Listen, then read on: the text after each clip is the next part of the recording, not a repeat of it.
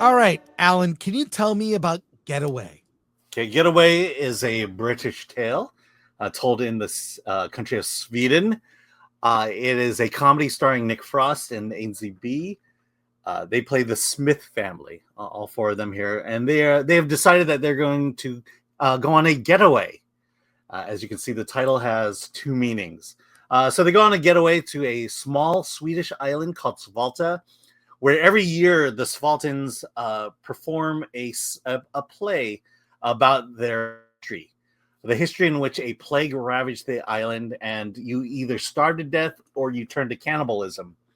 Um, is that no one wants them there because this is not a play. This is kind of a ceremony that the inhabitants of Svalta do every year, and it's really not open for the public. But one of the Svaltans decide I'm going to open an Airbnb and invite visitors to come and see the play. And so hilarity ensues at this point because weird things begin happening.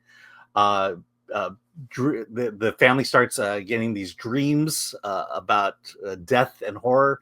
The inhabitants don't like them, and so they treat them in a very odd way. Let's put it this way: this movie is very British in the sense of it takes dry humor to the extreme level.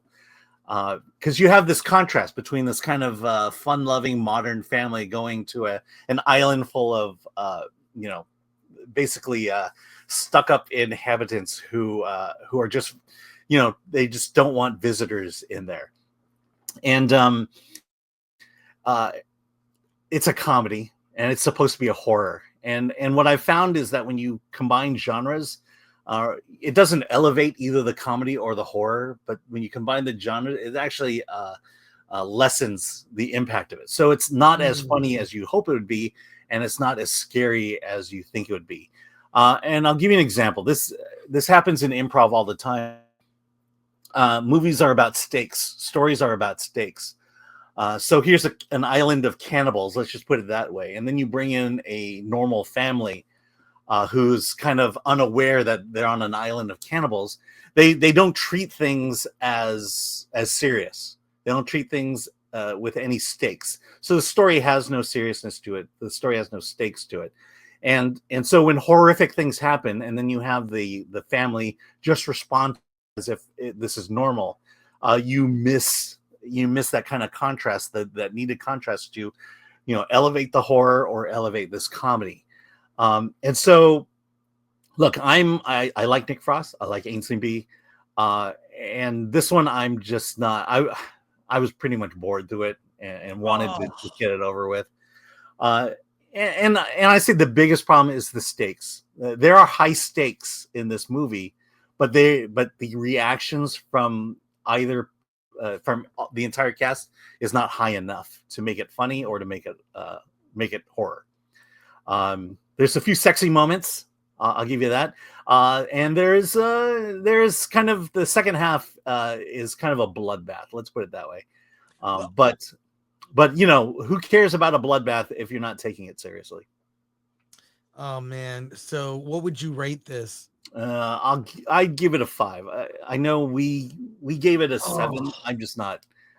If it's your thing, you'll probably enjoy it much more than I did. Oh, but I love Nick Frost. I wanted to see this, but this week was so many small indie movies. We tried to see them all. The trailer looks so funny. Nick Frost has that dry wit. I mean, he's so good. And the trailer was like on my list, going to see it. Oh, I'm bummed. I'll say maybe you should see it, and maybe you'll have a different opinion than I did. But I just want to laugh. I just want something clever. The whole something horrible happens, and I'm just gonna brush it off as a comic moment. That's not the comedy I'm into. And like I said, I see this a lot in improv, and it's not funny in improv, and it's certainly not funny here. But watch it. Just watch it. Maybe I'm wrong. Oh, that bums me out because I don't know. I like Nick Frost. So, and then the trailer had me. It is a weird mix of horror, Mm-hmm. comedy, dry wit. I mean, I like that. I like salted caramel. I like things that may or may not go together, but I can see it going derailing and not going right. Yeah. So, yeah, I mean, I don't think people are going to rush out to see this one. It's too bad. Yeah. All right. I feel like I hurt you. No, because, well, I mean, we had there's a lot of films. We're reviewing like 8 films today. But this is one that I had on my list as see this one, and kind of bummed out. I mean, we gave it a 7. Alex liked it, but I think he had the same issues that I did. He just liked it a lot more than I did.